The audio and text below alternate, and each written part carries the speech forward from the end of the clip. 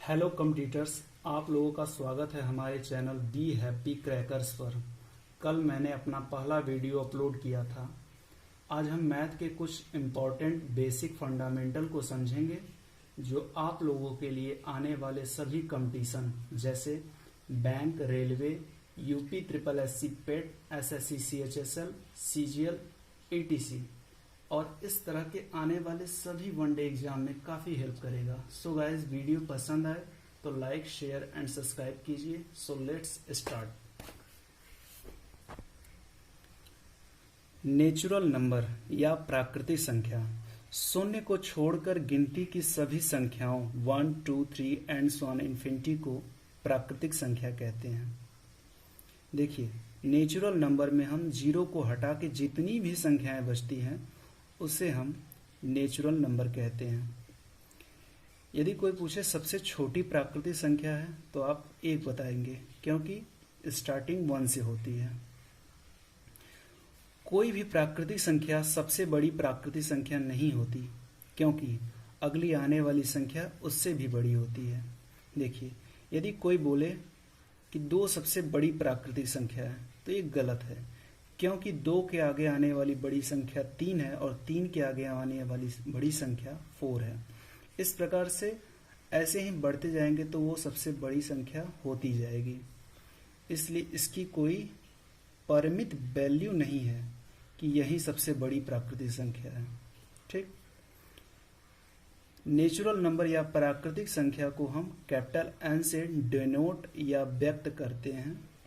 यदि कोई कहे कि नेचुरल नंबर को सेट या समुच्चय में व्यक्त करके बताइए तो हम इसे ऐसे व्यक्त करते हैं, capital N equal to bracket 1, 2, 3 and so on infinity. ठीक। अब नेक्स्ट टॉपिक है पूर्ण संख्या। पूर्ण संख्या को इंग्लिश में होल नंबर कहते हैं। पूर्ण संख्या जो है 0, 1, 2, 3 एंड सो ऑन इन्फिनिटी होती है।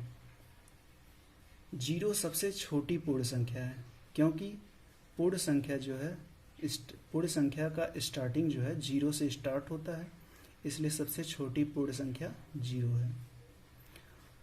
पूर्ण संख्या को हम कैपिटल W से व्यक्त, प्रदर्शित या डिनोट करते हैं। ठीक। सभी प्राकृतिक संख्याएं पूर्ण संख्याएं हैं, किंतु सभी पूर्ण संख्याएं प्राकृतिक संख्याएं नहीं हैं। ये क्यों, ऐसा किस लिए? देखिए, नेचुरल नंबर जो है 1 से स्टार्ट होती है, जबकि पूर्ण संख्या 0 से स्टार्ट होती है। इसलिए हम यह कह सकते हैं कि सभी प्राकृतिक संख्याएं पूर्ण संख्याएं हैं, किंतु सभी पूर्ण संख्याएं प्राकृतिक संख्याएं नहीं हो सकती, क्योंकि पूर्ण संख्याएं 0 से स्टार्ट होती हैं। ठीक। यदि कोई कहे कि पूर्ण संख्या को सेट या समुच्चय में व्यक्त कीजिए तो इसे हम ऐसे व्यक्त करते हैं, capital W equal to bracket 0, 1, 2, 3 and so on infinity. अब नेक्स्ट टॉपिक आता है पूर्णांक। पूर्णांक को हम इंग्लिश में इंटीजर्स कहते हैं। -Minus infinity to and so on -2, -1, 0, +1, +2 and so on plus infinity को हम पूर्णांक या इंटीजर्स कहते हैं। संख्या +1, +2 and so on plus infinity को धनात्मक पूर्णांक, जबकि संख्या -1, -2 and so on minus infinity को ऋणात्मक पूर्णांक कहते हैं। ऐसा इसलिए है क्योंकि देखिए, इसमें प्लस है इसलिए इसे धनात्मक पूर्णांक, इसलिए, और इसमें माइनस है इसलिए इसे ऋणात्मक पूर्णांक कहते हैं। अब यहाँ हम देखते हैं, किसी भी पूर्णांक के विपरीत को हम उनका योगात्मक प्रतिलोम यानी कि एडिटिव इनवर्स कहते हैं। जैसे -1 का योगात्मक इनवर्स क्या होगा? +1। -2 का व्युत्क्रम या इनवर्स होगा +2। इस प्रकार से एक दूसरे को हम योगात्मक प्रतिलोम कहेंगे। धन पूर्णांक को हम I पॉजिटिव या कैपिटल N, जो कि नेचुरल नंबर ही है, को व्यक्त करते हैं, तथा ऋण पूर्णांक को हम I निगेटिव से डिनोट करते हैं। ये आप याद रखिएगा कि जो 0 होता है ये न ही धन पूर्णांक है और न ही ऋण पूर्णांक है। 0 को केवल हम पूर्णांक में लिखते हैं, ना कि धन पूर्णांक या ऋण पूर्णांक में। ठीक, अब नेक्स्ट टॉपिक आता है, नेक्स्ट टॉपिक है सम संख्या। सम संख्या को इवन नंबर कहते हैं। कोई भी संख्या हो, यदि वो 2 से पूर्ण रूप से विभाजित हो जाए तो उसे सम संख्या या इवन नंबर बोलते हैं। जैसे 2, 4, 6, 8 एंड सो ऑन इन्फिनिटी। क्योंकि देखिए ये सभी संख्याएं 2 से विभाजित होंगी, 2 एकम 2, 2 दूनी 4, 2 तिहाई 6, 2 चौका 8, ये सभी विभाजित हो जा रही हैं, इसलिए ये संख्याएं सम संख्याएं हैं। नेक्स्ट देखते हैं विषम संख्या। इसे इंग्लिश में हम ऑड नंबर बोलते हैं। विषम संख्या में क्या है? विषम संख्याएं वे संख्याएं हैं जो 2 से पूर्णतः विभाजित ना हो। जैसे 1, 3, 5, 7, 9 एंड सो ऑन इन्फिनिटी। देखिए 9 हो गया तो ये तो 3 से विभाजित हो रही है ना, 2 से विभाजित नहीं हो रही है। 1 हो गया, ये इसमें से देखिए कोई भी संख्या 2 से विभाजित नहीं होगी, इसलिए हम इसे विषम संख्या कहते हैं। नेक्स्ट टॉपिक आता है भाज्य संख्या। इसे इंग्लिश में हम कंपोजिट नंबर्स बोलते हैं। भाज्य संख्याएं वे संख्याएं हैं जो एक तथा स्वयं जो संख्या है भाज्य संख्या वो स्वयं या वो किसी दूसरे संख्या से विभाजित हो जाए या कट जाए, उसे हम भाज्य संख्या कहते हैं। 4, 6, 8, 9 ये सभी संख्याएं जो है भाज्य संख्याएं हैं। क्योंकि देखिए 4 है जो ये 2 से स्वयं से और 1 से विभाजित हो जा रही है। इसी प्रकार 6 जो है 2, 3 और 1 और स्वयं से विभाजित हो रही है, इसलिए ये संख्याएं क्या हैं? भाज्य संख्याएं। अब नेक्स्ट टॉपिक आता है अभाज्य संख्या। अभाज्य संख्या को हम प्राइम नंबर बोलते हैं। वे संख्याएं जो 1 तथा स्वयं के अलावा अन्य किसी दूसरे संख्या से विभाजित न हो अभाज्य संख्याएं कहलाती हैं। जैसे 2, 3, 5, 7, 11 एंड सो ऑन। ठीक, देखिए 2 किसी से कटेगा? नहीं कटेगा। एक और देखिए डेफिनीशन के अनुसार एक और स्वयं से ही कटना चाहिए और किसी से नहीं कटना चाहिए। इसलिए देखिए 2 जो है 1 से और स्वयं से कट रहा है और किसी से नहीं कट रहा है, इसलिए ये अभाज्य संख्या है। इसी प्रकार 3, इसी प्रकार 5 एंड सो ऑन, ये सब। अब देखिए कुछ इम्पोर्टेंट ये है फैक्ट, इसे याद करना इम्पोर्टेंट है। देखिए 2 सबसे छोटी एकमात्र सम अभाज्य संख्या है। 2 के अलावा कोई भी सम अभाज्य संख्या नहीं होगा। विषम हो सकता है लेकिन देखिए आगे कोई भी सम नहीं आएगा। ठीक, इसी प्रकार 1 न तो भाज्य है न ही अभाज्य संख्या है। कोई भी पूछे 1 भाज्य है अथवा अभाज्य है तो आप बताएंगे 1 न तो भाज्य है और ना ही एक अभाज्य संख्या है। ये सब देखिए इंपॉर्टेंट है, एग्जाम में आता है। कभी कभी देता है कि 1 से लेकर 100 के मध्य सभी अभाज्य संख्याओं का औसत निकालिए, ऐसा कुछ। तो इतना याद कर लीजिएगा कि 1 से 100 के मध्य 25 अभाज्य संख्याएं होती हैं, जबकि 1 से 50 के मध्य 15 अभाज्य संख्याएं होती हैं। ठीक, अब नेक्स्ट टॉपिक है परिमेय संख्या। इसे हम इंग्लिश में रेशनल नंबर्स बोलते हैं। जो संख्याएं p/q के रूप में लिखी जा सके परिमेय संख्याएं कहलाती हैं। यहाँ देखिए p और q जो है ये दोनों हमने पीछे बताया था पूर्णांक। ये जो p और q है ये पूर्णांक या इंटीजर्स कहते हैं, इसी को पूर्णांक है।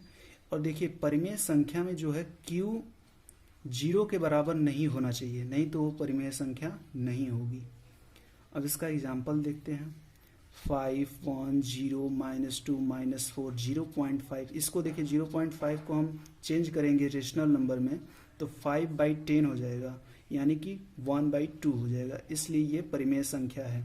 अब देखिए ये है तो 0/1 क्या होता है? 0/1 = 2 होता है 0, इसलिए ये क्या हो गया? रेशनल नंबर हो गया। देखिए यहाँ पर ये जो q वाला पार्ट है यानी कि 1 जो है 0 नहीं होना चाहिए, नहीं तो ये परिमेय संख्या नहीं होगा। अब नेक्स्ट टॉपिक है अपरिमेय संख्या। इसे इंग्लिश में इरेशनल नंबर्स बोलते हैं। इसका डेफिनेशन है जो संख्याएं p/q के रूप में न लिखा जा सके वे अपरिमेय संख्याएं कहलाती हैं। जैसे पाई हो गया, √2 हो गया, माइनस √3 हो गया, 3 प्लस √5 हो गया, 3 √5 हो गया। इन्हें देखिए किसी भी प्रकार से p/q के रूप में नहीं लिखा जा सकता। डेफिनेशन के अनुसार p/q के रूप में न लिखा जा सके उसे अपरिमेय संख्या बोलते हैं। ठीक, यहाँ देखिए ये इंपॉर्टेंट है, ये एग्जाम में अक्सर पूछता है। पाई एक अपरिमेय संख्या है क्योंकि 22/7 तथा 3.14 पाई के लगभग बराबर होता है, इसलिए हम पाई को किस में रखेंगे? अपरिमेय संख्या या इरेशनल नंबर्स में रखेंगे। अब आता है वास्तविक संख्या, या इसी को इंग्लिश में बोलते हैं रियल नंबर्स।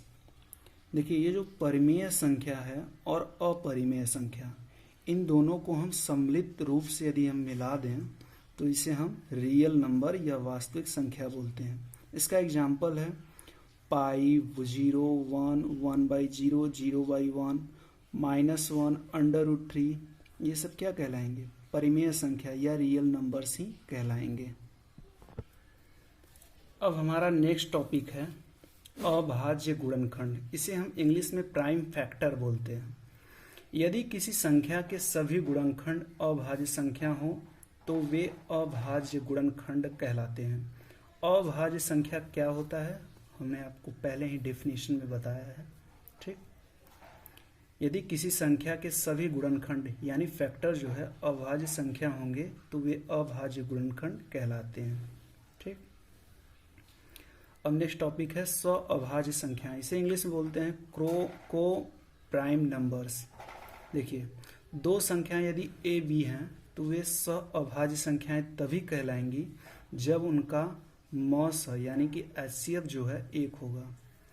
एचसीएफ निकालना और ये सब एलसीएम निकालना हम आगे बताएंगे, केवल आप डेफिनेशन पे अभी ध्यान दीजिएगा। दो संख्याएं ए बी तभी संख्याएं स्वअभाज्य कहलाएंगी जबकि उनका मौसा या हैसियत जो है 1 होगा। अब स्वअभाज्य संख्याओं में दोनों संख्याएं विषम भी हो सकती हैं, किंतु ये याद रखिएगा स्वअभाज्य संख्याएं में कभी भी दोनों संख्याएं सम संख्या नहीं हो सकती। ये रूल है, क्योंकि देखिए यदि सम संख्या होगी दोनों तो उसका HCF जो है 1 नहीं होगा। ठीक, यदि एक विषम होगी एक सम होगी तब हो सकता है कि 1 हो, लेकिन यदि संख्याएं दोनों सम होंगी तब ये इसका जो है HCF 1 नहीं होगा। ठीक, अब ये इम्पोर्टेंट नोट है, इसे याद कर लीजिएगा। यदि कोई संख्या A और B है, A B से जो है पूर्णतः विभक्त होती है यानी विभाजित हो जाती है, और ये A और B जो संख्याएं हैं स्वअभाज्य संख्याएं होंगी तो वे संख्याएं A इंटू B यानी A और B का जो गुणा होगा यानी A और B का जो फैक्टर जो AB है उनका दो गुणनखंड जो AB है वे दोनों से पूर्णतः विभाजित हो जाएंगी। अब देखिए हम ये एग्जाम में अक्सर पूछता है कोई संख्या अभाज्य है या नहीं, ये हम कैसे ज्ञात करेंगे। इसका एग्जाम्पल है, देखिए संख्या 173 व 341 अभाज्य संख्या है या नहीं, इसे हमें बताना है। तो इसको हम देखिए सॉल्व करेंगे। पहले हम 173 को लिखते हैं, 173 की अभाज्यता की जांच करेंगे। वी नो दैट, चूँकि हम जानते हैं 114 का स्क्वायर जो होता है 196 होता है। 196 देखिए 173 से बड़ा है। इसी प्रकार से 13 का स्क्वायर यानी कि 169 होगा, वो 173 से छोटा है, इसलिए बड़ा जो है उससे हम देखेंगे। 14 से छोटी अभाज्य संख्या क्या होगी? 2, 3, 5, 7, 11 व 13। देखिए इन जो संख्याएं हैं ये 173 से विभाजित नहीं कर सकती, अतः 173 अभाज्य संख्या है। चूंकि देखिए 173 संख्या है वो इतने से विभाजित नहीं होगी। अब नेक्स्ट देखते हैं 341 की अभाज्यता की जांच। देखिए वी नो दैट 19 का स्क्वायर होगा 361 और 18 का स्क्वायर होगा 324, जो कि 324 जो है 341 से छोटा है। इस प्रकार से जैसे हमने ऊपर से विभाज्यता की जांच की थी इसी प्रकार से हम इसका भी जांच करेंगे। इस प्रकार से हमें जो है आंसर, इसका परिणाम जो है मिला 341 अभाज्य संख्या नहीं है, क्योंकि ये 11 से विभाज्य हो जाएगी। ठीक, thank you so much guys. अगर वीडियो लाइक आए, पसंद आए तो शेयर एंड सब्सक्राइब कीजिएगा। Thank you so much.